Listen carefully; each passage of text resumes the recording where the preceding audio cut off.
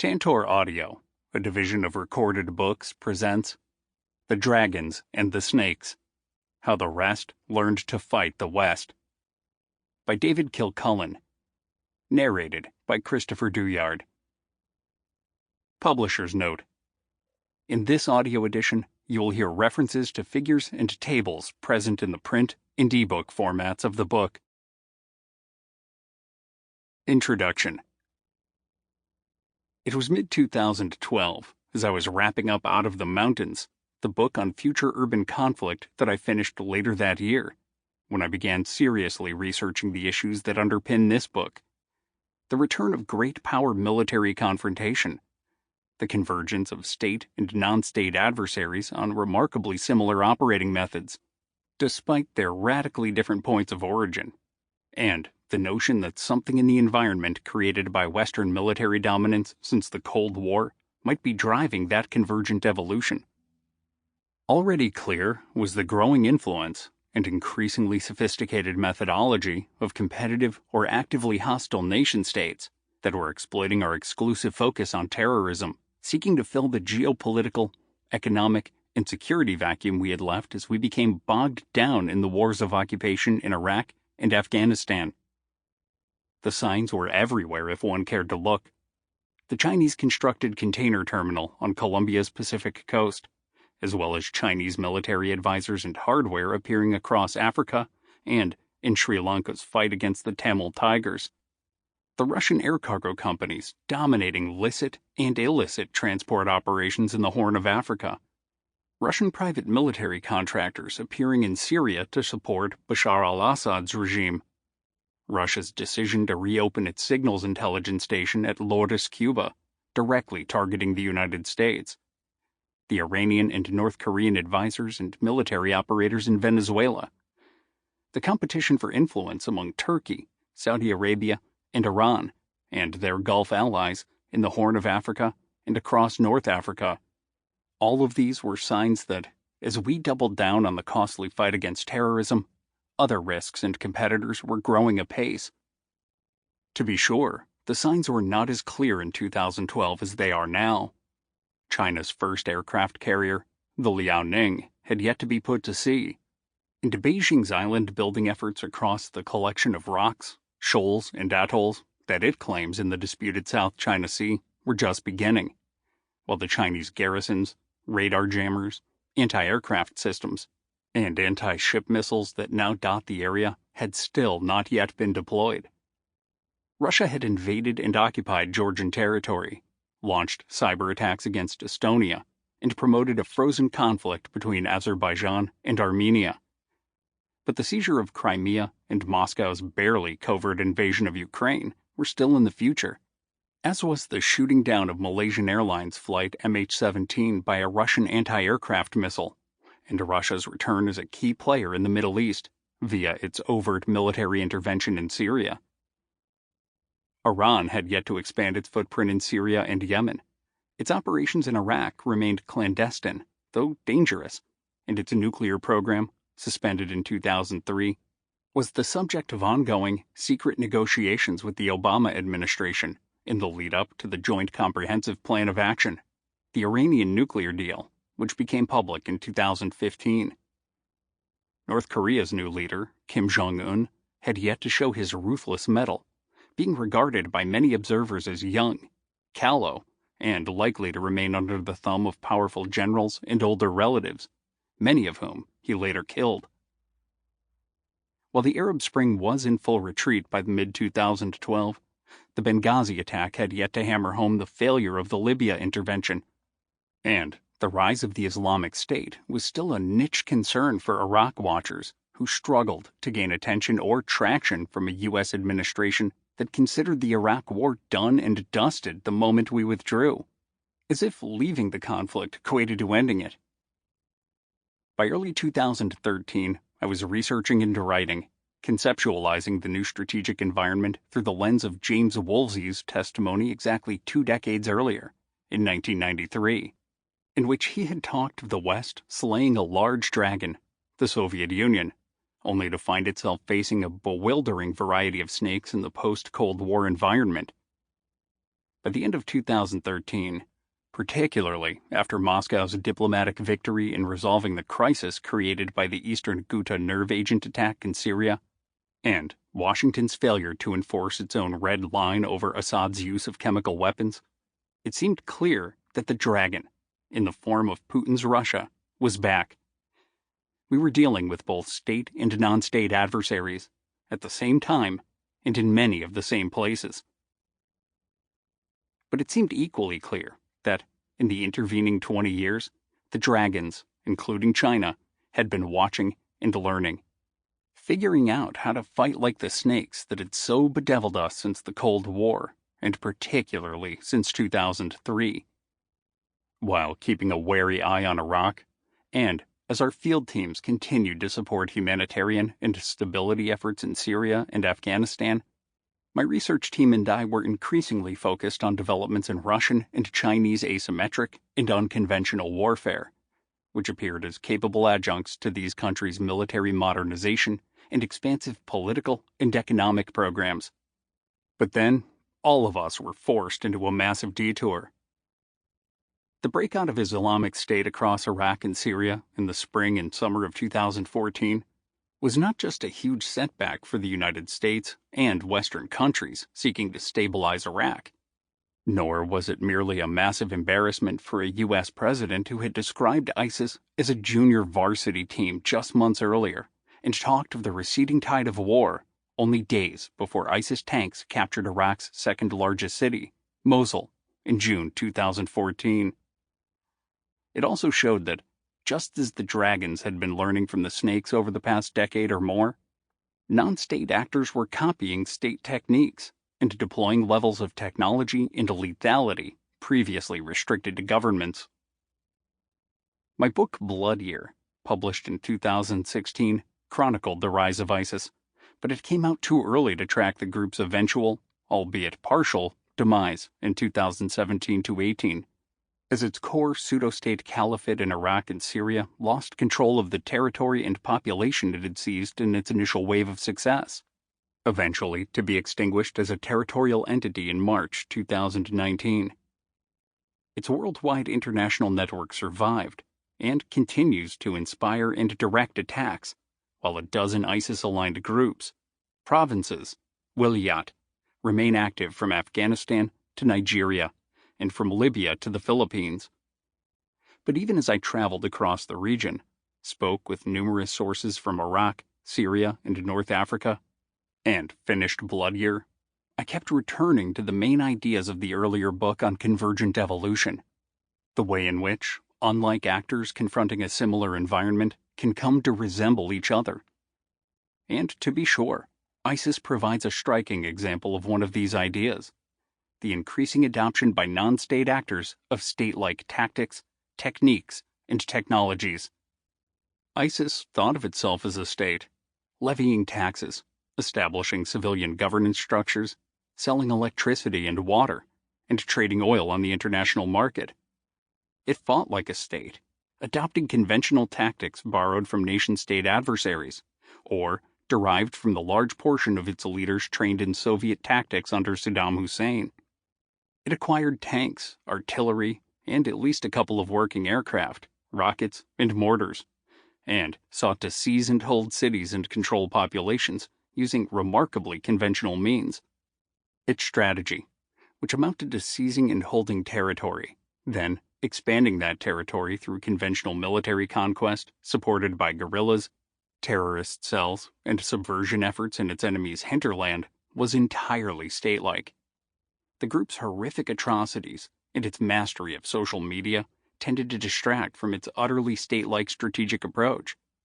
And though ISIS was eventually defeated as a territorial entity, in part because of its insistence on conventional warfare and on continuing to hold cities and control populations rather than melting away, as a traditional non-state actor might have done, it came terrifyingly close to success. If ISIS represented one half of the equation, the other major developments of 2014-15, Russia's seizure of Crimea, its use of guerrillas and proxies in combination with conventional armored battle groups to invade Ukraine, the shooting down of MH17, and direct military intervention in Syria illustrated the other. For, clearly, Russian efforts were not solely conventional or state-like. On the contrary, just as ISIS borrowed techniques, organizations, and equipment from nation-states, Russia proved increasingly adept at drawing from the playbook of non-state actors. Sponsorship of militias and guerrilla groups, both in the physical world and via cyber militias and botnets online. The promotion of coups and separatist movements. The application of agitation and propaganda to destabilize adversaries. The manipulation of migration. The assassination of political opponents.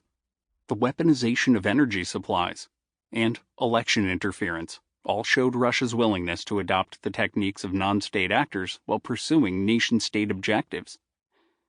The election of Donald Trump in the United States, Britain's vote to leave the European Union, Catalonian separatism in Spain, an attempted coup in Montenegro, and ongoing attacks on Russia's neighbors in the Baltic and Caucasus regions, all showed signs of increasingly active Russian political and information warfare. At the same time, the unveiling of a series of advanced new weapon systems and a newfound swagger in international affairs showed that Russia was back to stay. Meanwhile, in the Pacific, South Asia, Latin America, and Africa, China's military, commercial, and industrial expansionism was demonstrating that other nation-states could play a similar game, drawing from a non-conventional playbook in order to achieve traditional, conventional goals. China's trade practices, industrial and economic espionage, political interference, and military modernization showed the country's aspirations to attain global great power status, its mercantilist ambitions, and its ability to fill the vacuum left by Western loss of credibility and tunnel vision on terrorism after 2001. Again, we saw a nation-state drawing on a combination of conventional and non-state means, as well as innovative approaches like the building of island fortresses in the South China Sea, and the use of commercial loans to acquire ports and naval bases in order to achieve its goals. And Iran and North Korea, both nation-states that had benefited from our distraction after 9/11 to advance nuclear programs supported by unconventional warfare, cyber warfare, and terrorism, were also applying creative combinations of conventional and non-conventional means. This book is the result of my efforts, both before the detour of 2014 and with renewed vigor since 2016, to make sense of what is happening in the global security environment as great power and nation-state competition returns. The dominant global position of Western powers, more or less a given after the end of the Cold War, erodes, and warfare assumes new forms that combine old tools and techniques in new ways. It is also the result, tentative and partial, of an attempt to combine knowledge from the fields of military innovation and geopolitical analysis with those of evolutionary science and anthropology to explain both how and why this is happening. Ultimately, it is also an effort to confront the ways in which our own behavior since 9/11 has brought the dragons back, and consider what we can do to deal with both dragons and snakes into the future. These efforts seem more relevant now than ever. If there is one takeaway from the chapters that follow, it is that the military model pioneered by U.S. forces in the 1991 Gulf War, the high-tech, high-precision, high-cost suite of networked systems that won the Gulf War so quickly and brought Western powers such unprecedented battlefield dominance in the quarter-century since then, is no longer working. Our enemies have figured out how to render it irrelevant, have caught up or overtaken us in critical technologies, or have expanded their concept of war beyond the narrow boundaries within which our traditional approach can be brought to bear. They have adapted, and unless we adapt too, our decline is only a matter of time. Denver, Colorado, April 2019. Note on terminology. Throughout this book, I use the capitalized term Western, or the West, to describe a particular military methodology, along with a group of countries whose warfighting style is characterized by that methodology. In essence, it is an approach to war that emphasizes battlefield dominance, achieved through high-tech precision engagement, networked communications, and pervasive intelligence, surveillance, and reconnaissance, ISR. It is characterized by an obsessive drive to minimize casualties, a reluctance to think about the long-term consequences of war, a narrow focus on combat, and a lack of emphasis on war termination, the set of activities needed in order to translate battlefield success into enduring and favorable political outcomes. The West, as I use the term in this book, is thus both a military and a geopolitical concept. It means the loose collection of countries, most of which are allied or aligned with the United States, that fight using methods pioneered and perfected by the United States, and that often collaborate in coalitions or international institutions. This is not the same as European civilization. Countries that apply Western military means include non-European nations, such as Japan, South Korea, and Taiwan, for example. And this book is mainly about military, not cultural or political matters. Still, we should not forget that the modern world, for good or ill, was largely built by nation-states in that group, applying Western military methods. Indeed, the worlds we live in, with the growth of trade, the stamping out of slavery, the creation of global institutions for conflict prevention and dispute resolution, and the spread of free enterprise, human rights, and democracy, depends, to a far greater extent than some might wish or imagine, on 2 continuous centuries of British and then American global naval supremacy. Today's Western-led world order, then, relies to a great extent on the efficacy of Western military methods. And, if this book is right, that efficacy is fading. 1. The Dragon and the Snakes. Shortly before 10 a.m. on a windy, freezing Tuesday morning in February 1993, James Woolsey seated himself at the long oak witness table in room 216 of the Hart Senate Office Building on Constitution Avenue in Washington, D.C. Woolsey was a Cold War insider, a Democrat by party affiliation, and a lawyer by training. He had been Undersecretary of the Navy in 1977 to 79 during the administration of President Jimmy Carter, represented the United States in nuclear disarmament talks with the Soviet Union, and served as general counsel to the Senate Armed Services Committee at the height of the Vietnam War. In 1989 to 91, in the closing months of the Cold War, he had served in Vienna as U.S. ambassador to the Negotiation on Conventional Armed Forces in Europe, which established limits on conventional, that is, non-nuclear weapons in Europe, and mandated the destruction of excess weaponry. Now he was appearing before the Senate Select Committee on Intelligence, seeking confirmation as newly inaugurated President Bill Clinton's Director of Central Intelligence, Chief of CIA, and at that time, head of the vast U.S. intelligence bureaucracy. As CIA Director, Woolsey would succeed Robert Gates, a future Secretary of Defense. But to take up his appointment, he would first have to convince the committee, including a future Secretary of State, Senator John Kerry, who had been extremely critical of U.S. covert operations and intelligence activities abroad, that he had what it took to lead the intelligence community into a new era. The Cold War had ended 14 months earlier, in December 1991, with the formal dissolution of the Soviet Union. But the United States already found itself committed to a messy intervention in Somalia, experiencing mission creep toward the battle that would kill 18 Americans and thousands of Somalis within months of Woolsey's testimony, and be immortalized in Mark Bowden's book, Black Hawk Down. In Europe, Washington and its NATO allies were facing the bloody breakup of Yugoslavia and dealing with an emerging power vacuum in post-Soviet space. In the Middle East, U.S. aircrews were operating no-fly zones around the clock over northern and southern Iraq, and U.S. troops were conducting a humanitarian operation in Iraqi Kurdistan while dealing with a huge range of threats in other regions.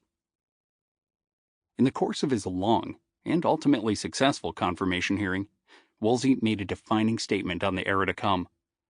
In many ways, he said, today's threats are harder to observe and understand than the one that was presented by the USSR. The proliferation of weapons of mass destruction and ballistic missiles to carry them, ethnic and national hatreds that can metastasize across large portions of the globe, the international narcotics trade, terrorism, the dangers inherent in the West's dependence on Mideast oil, new economic and environmental challenges. These and a number of other important threats to our security and our interests present intelligence problems that are extraordinary in their complexity and difficulty. And these challenges, if unmet, can decidedly affect our daily lives for the worse. Our two surrounding oceans don't isolate us anymore. Yes, we have slain a large dragon, but we live now in a jungle filled with a bewildering variety of poisonous snakes. And in many ways, the dragon was easier to keep track of. All the challenges of the 1990s, the proliferation of weapons of mass destruction, WMD, the rise of transnational terrorism, narcotics trafficking, organized crime, environmental and energy risks, ethno-sectarian conflict, are stated or implied in Woolsey's list of snakes, a catalog of threats that came to define the first 2 decades of the post-Cold War world.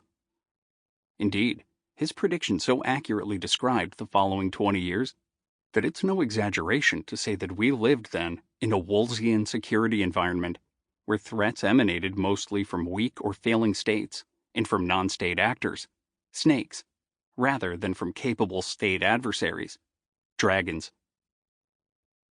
For 2 decades after Woolsey's testimony, great power confrontation and state-on-state conflict, issues that were front and center during the Cold War, retreated, while day-to-day military operations and the strategic attention of policymakers focused on a greatly expanding range of non-state or intra-state conflicts. The first decade of that Woolseyan era, from Woolsey's Senate testimony in February 1993 until the U.S.-led invasion of Iraq almost exactly 10 years later, in March 2003, was defined by chaos across a swath of post-Soviet space in Europe, the fracturing of nation-states in Africa and Asia, and a series of far-flung peacekeeping and humanitarian interventions. I came of age in that world as a young infantry officer in the Australian Army. My generation, those of us who enlisted or graduated from Western military academies just as the Cold War was ending, served throughout the 1990s in a series of chaotic, ambiguous operations in places such as Cambodia, Bosnia, Rwanda, Somalia, Cyprus, Haiti, Kosovo, East Timor, and Sierra Leone. Skills necessitated by high-intensity war, urban combat, armored warfare, air-to-air combat, anti-submarine warfare, air defense, contested logistics, national mobilization or defense against weapons of mass destruction, atrophied in many major armed forces. Some countries ended Cold War-era conscription, while others stood down their border security forces or did away with elite mobile formations. High-tech weapons systems were canceled by bureaucrats or politicians looking for a peace dividend. For professional soldiers, training for state-on-state conflict was something we dutifully tried to squeeze in around our real day jobs, which increasingly consisted of peacekeeping, counterinsurgency, humanitarian reconstruction, counterterrorism, and military advisory missions. To be sure, these missions often involved high threat levels, even occasionally intense combat, as in Mogadishu, but they generally lacked clear enemies against whom traditional military power could be brought to bear. In 1993, U.S. Secretary of State Madeleine Albright famously asked General Colin Powell, then chairman of the Joint Chiefs of Staff, "What's the point of having this superb military that you're always talking about if we can't use it?"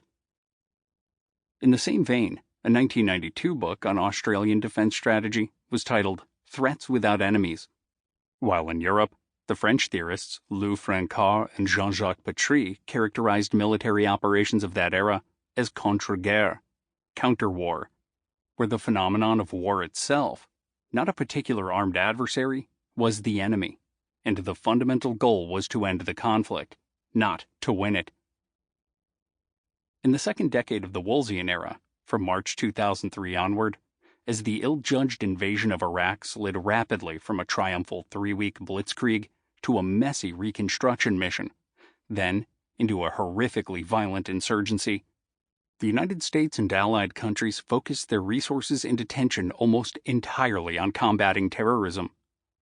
Those of us who had cut our teeth in the peacekeeping and stabilization operations of the 1990s made the sudden transition to large-scale counterinsurgency in Afghanistan and Iraq, and smaller-scale irregular or unconventional warfare missions in Somalia, the Philippines, and numerous other African and Asian countries as part of a global war on terrorism, GWAT.